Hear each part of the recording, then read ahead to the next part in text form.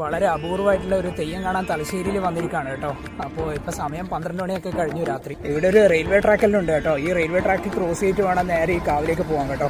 നല്ല ഇരുടായതുകൊണ്ട് ചെറിയൊരു പേടിയൊക്കെ ഉണ്ട്. 2-3 കൊല്ലമായി ഈ ഒരു തെയ്യം കാണണമെന്ന് വിചാരിച്ച് നിൽക്കുന്നത്. അപ്പോൾ ഇപ്പോഴാണ് ഈ തെയ്യം കാണാനൊരു അവസരം കിട്ടിയത്.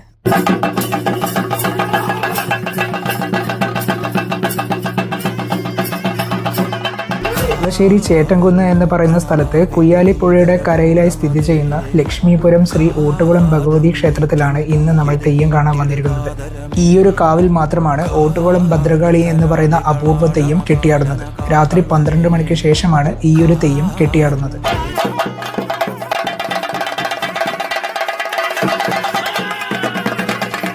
ഇരുട്ടിൽ ചൂട്ടയുടെ വെളിച്ചത്തിറങ്ങുന്ന ഈ തെയ്യം വളരെ ഭയഭക്തിയോട് കൂടി മാത്രമേ കണ്ടു നിൽക്കാൻ സാധിക്കുകയുള്ളൂ.